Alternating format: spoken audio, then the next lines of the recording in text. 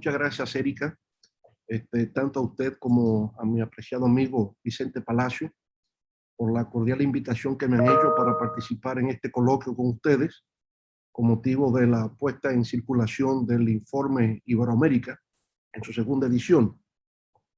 Por supuesto, también le felicito a usted como coordinadora del proyecto, así como a todos los que han participado, a todos los autores de ese informe, que lo encuentro sumamente enriquecedor y que sirve de marco de referencia para comprender los problemas de Iberoamérica en la actualidad. Bueno, y veo que este coloquio, ¿verdad? Y la puesta en circulación del informe coincide justamente con esta Semana de la Cooperación Iberoamericana, que se celebra por quinta ocasión y que termina mañana, ¿no? Se han estado haciendo algunos eventos aquí en República Dominicana que tiene la Secretaría Pro Tempore para la Cumbre Iberoamericana del año 2022. Con motivo de eso, pues se han celebrado aquí algunos eventos con motivo de esa Semana de la Cooperación. Pero también este coloquio y este informe coincide con el 30 aniversario del inicio de las cumbres iberoamericanas de jefes de Estado y de Gobierno en Guadalajara, en México, en el año de 1991. ¿Verdad? Y que, bueno, 30 años desde Guadalajara ahora hasta Andorra, 30 años de una actividad permanente de esas cumbres de jefes de Estado y de Gobierno, pero que también se han visto complementadas con distintos foros, distintos eventos, ¿verdad? Que se han llevado a cabo durante esos 3 decenios. Bueno, y en efecto, yo diría, rescatando un concepto que se pone en el informe de Rebecca Greenspan, entender Iberoamérica no solamente como instituciones, como organizaciones, sino como un ecosistema de redes, le llama ella. Un ecosistema de redes, ¿verdad? Que abarca distintos sectores que tienen que ver en la parte educativa, cultural, comercial, financiera, etcétera, ¿no? Esa diversidad, esa multiplicidad de organizaciones que existen y que forman parte de esa red iberoamericana, dándole consistencia y dándole sentido y relevancia. Bueno, desde Guadalajara hasta Andorra ha habido valores y conceptos compartidos por los 22 Estados miembros integrantes del concepto de Iberoamérica, que han servido, digamos, para abordar y reflexionar sobre los distintos aspectos que afectan a los países integrantes del espacio iberoamericano. Valores compartidos, valores comunes como el de democracia, libertad, justicia, soberanía, independencia, autodeterminación, pero también conceptos como el de sostenibilidad, productividad, competitividad, ¿verdad? Cooperación iberoamericana, cooperación sur-sur, como se ha estado hablando ahora, cooperación triangular. Es decir, todos esos conceptos se han integrado a lo que es la reflexión y el accionar del espacio iberoamericano, con muchos intercambios en el aspecto de las universidades, de la educación superior, lo que tiene que ver con la cultura, proyectos de Ibermedia, proyectos de apoyo a la promoción del libro y la lectura, a la música, en fin, todos esos valores culturales que refuerzan nuestros lazos históricos y de amistad, pues se han visto reflejados en estas cumbres iberoamericanas y en los foros ulteriores. Ahora, en la cumbre de Andorra, la 27ª cumbre de jefe de Estado y de Gobierno de Andorra, hay un elemento novedoso, importante que surge, fruto por supuesto de la coyuntura, y es Iberoamérica frente al reto del coronavirus. Y en esa cumbre de Andorra, en su declaración, así como en varios de los informes especiales o de las declaraciones especiales, se pone de manifiesto la necesidad de tener una respuesta conjunta y coordinada de Iberoamérica frente al impacto del coronavirus. Tal como se ha dicho, como se ha planteado en este foro, el tema del COVID-19 o del coronavirus no es solo una pandemia, no es solo una crisis sanitaria, es también una crisis económica, es una crisis social, es decir, es una crisis de carácter multidimensional. Ahora, cuando se presenta la crisis, todos los gobiernos a escala mundial reaccionan incrementando el gasto público. Contrario a lo que se hizo, por ejemplo, en Europa frente a la crisis financiera global del año 2008, donde se aplicaron políticas de austeridad, de recorte, con lo cual se agravó la dimensión social de la crisis y luego se tuvo efectos políticos perturbadores en el caso europeo.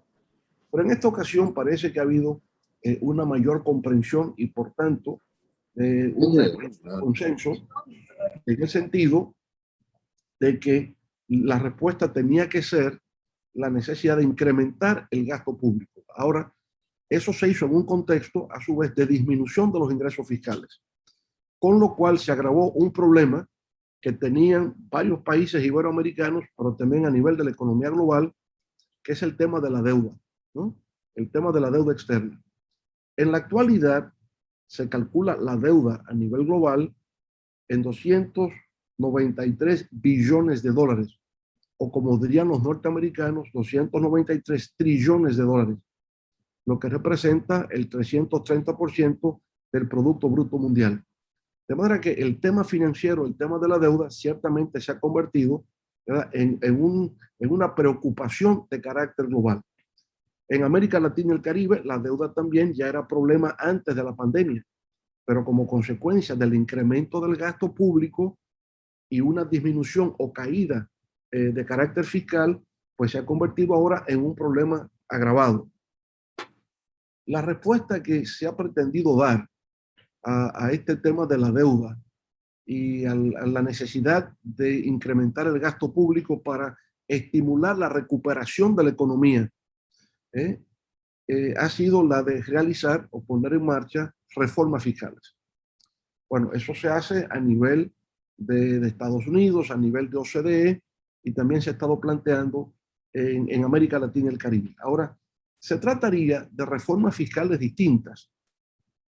Por ejemplo, en el caso de Estados Unidos, que ha hecho una emisión monetaria equivalente a 9 billones de dólares o 9 trillones de dólares, que es una emisión monetaria sin precedentes, ¿verdad? Y que ha contribuido a ponerle un torniquete a la hemorragia del colapso económico que se estaba sintiendo como consecuencia del impacto del COVID-19. Bueno, pues esa emisión monetaria, sin duda alguna, que representa deuda. Y para enfrentar esa deuda, Estados Unidos pretende hacer una reforma fiscal. Pero esa reforma está dirigida a impactar a las empresas multinacionales. Se habla de un impuesto mínimo del 15% a las corporaciones de carácter multinacional. Pero también ese llamado impuesto GAFA, es decir, cómo gravar a las empresas de alta tecnología, a Google, Apple, a Facebook y Amazon, que no han estado contribuyendo al fisco. Es gravar aquellas personas físicas que reciben ingresos anuales por encima de $400,000, ¿verdad?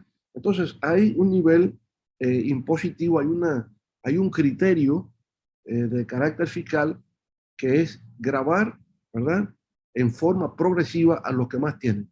Si se trata de una fiscalidad progresiva, la que se puede implementar desde los países desarrollados, teniendo como modelo el caso de Estados Unidos.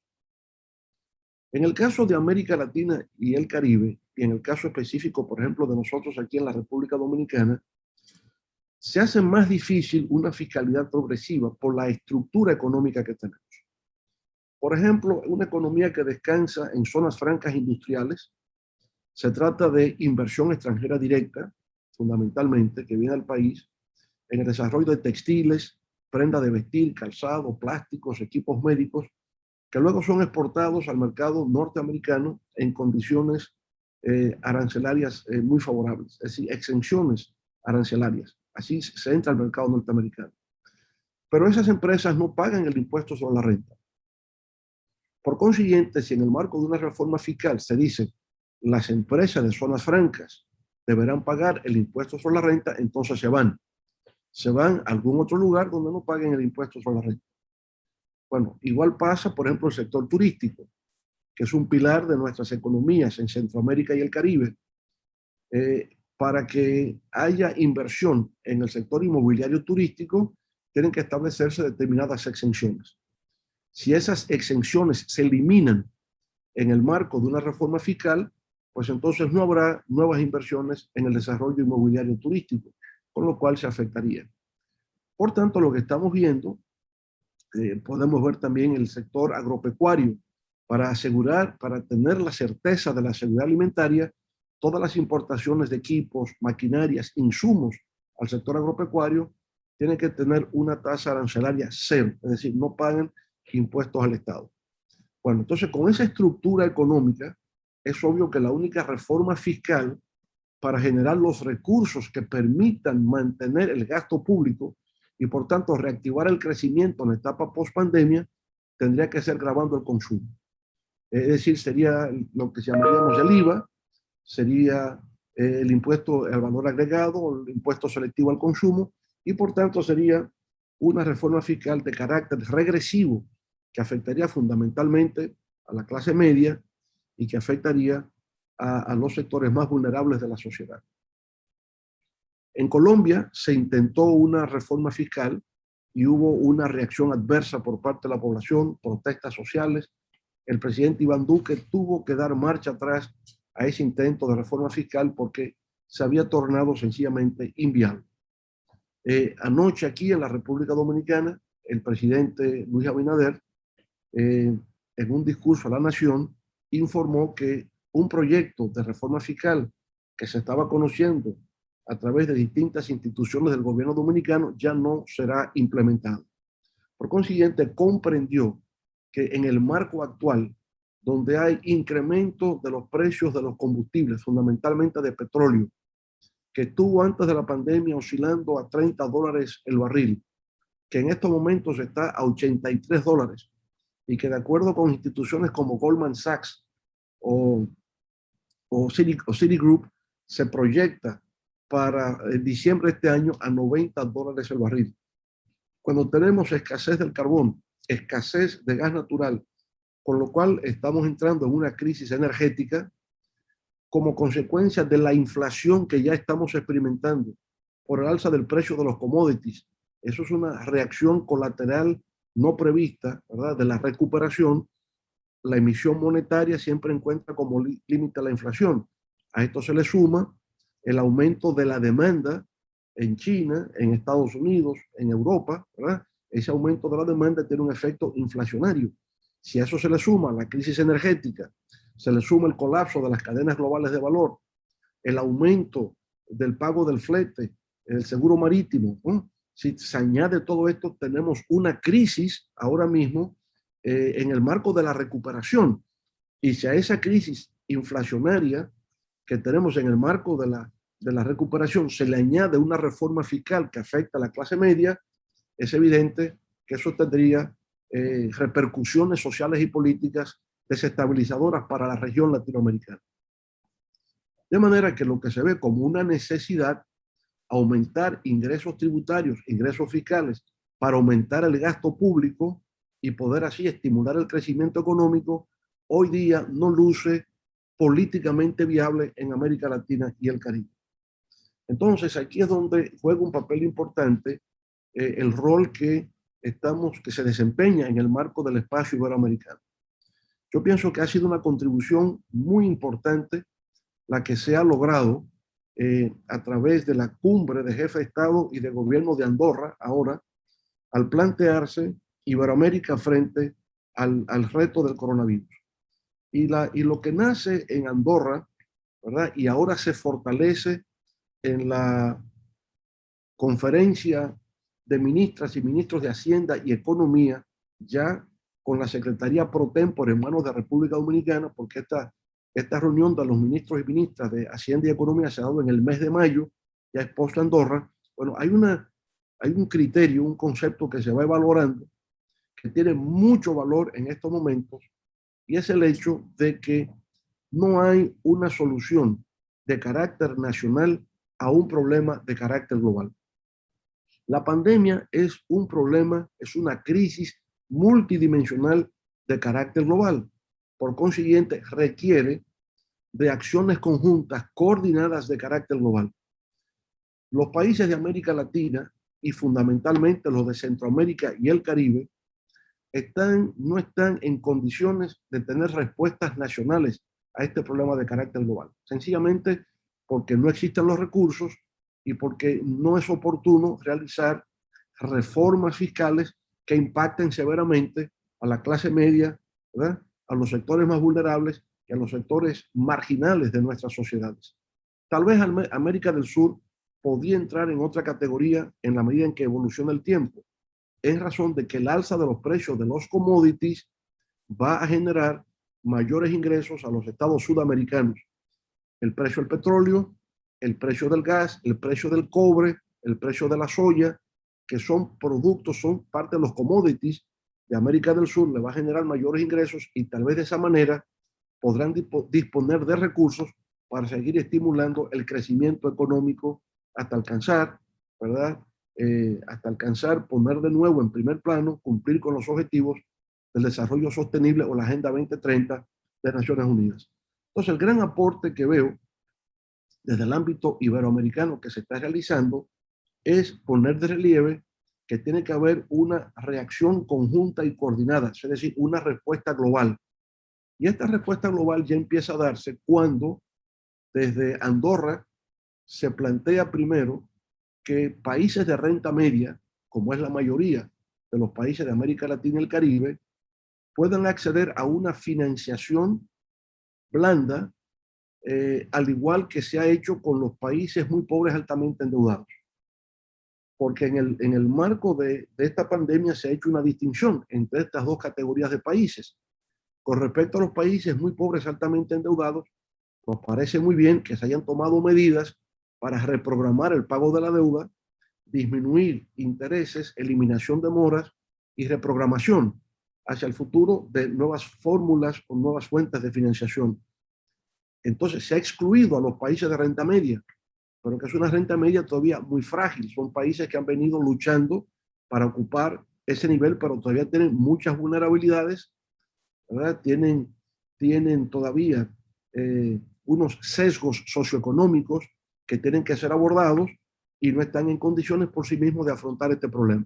Entonces, lo que se ha planteado es que se logre una mayor financiación de los organismos multilaterales de financiamiento, Banco Mundial, Fondo Monetario Internacional, el Banco Interamericano de Desarrollo, el Banco Centroamericano de Integración, en fin, que estos bancos multilaterales reciban nuevas fuentes para fines de capitalización y poder entonces hacer préstamos concesionales, en muchos casos, a los países de renta media de la región.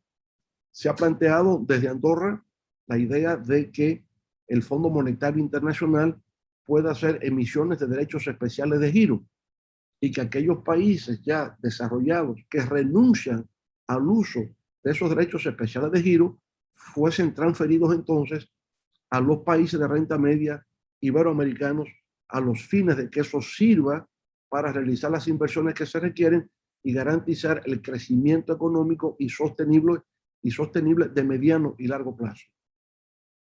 Yo pienso que estas ideas que nacen de la cumbre de Andorra, porque es la primera vez que se está planteando la necesidad de efectivamente dar estos pasos, ver en una nueva perspectiva los países de renta media, encontrar nuevas fuentes de financiación, renegociar y reprogramar estas deudas, pedirles a las agencias calificadoras de riesgo que no utilicen las mismas herramientas, ¿verdad?, los mismos instrumentos para calificar a nuestros países en el marco del impacto de la pandemia. Yo creo que eso tiene un valor inmenso, porque, digamos, el tener que servir la deuda, los intereses y el pago de capital con una reducción de los ingresos, y si no se hace, se declara en default, en cesación de pagos, o se disminuye la calificación de riesgo, con lo cual nuevos endeudamientos resultan ser más caros por el hecho de que la penalización al incumplimiento estricto del pago de la deuda significa una degradación que se castiga con aumento del pago de intereses, con lo cual todo se agrava. Bueno, ahora, desde Andorra, y entiendo que será la tónica en la 28ª cumbre de jefes de Estado y de gobierno de Iberoamérica, bajo el lema de Juntos en Iberoamérica, ¿verdad?, por una Iberoamérica más justa y sostenible, es en esta tónica de crear una nueva arquitectura financiera global que permita a los países de renta media iberoamericanos el disponer de recursos suficientes para llevar a cabo una labor de reactivación y recuperación del crecimiento económico para volver a políticas de desarrollo sostenible que entonces permitan tocar los temas de desigualdad social, del tema del cambio climático, ¿verdad? Lo relativo a una educación de calidad, en fin, todos los temas que hoy forman parte de la Agenda 2030. Creo que el aporte que se está haciendo a partir de la cumbre de Andorra para entender esta nueva arquitectura financiera global, para enfrentar el tema de la pandemia, me resulta clave, fundamental, para que podamos seguir avanzando. Por consiguiente, quiero terminar mis palabras reiterando mis felicitaciones a los autores de este informe y a la importancia ahora de la cumbre de la República Dominicana profundizar en esta idea de que los países de renta media tienen que ser tratados en una perspectiva distinta a la que hasta ahora se ha tenido por el hecho de que no están en condiciones de llevar a cabo reformas fiscales que resultan socialmente no incluyentes y políticamente inviables, y que de llevarse a cabo lo que harían es provocar una situación de desestabilización política que pone en riesgo la gobernabilidad democrática y por tanto dificulta aún más la recuperación económica, social, política, cultural, medioambiental que requieren nuestros pueblos. Así que muchas gracias.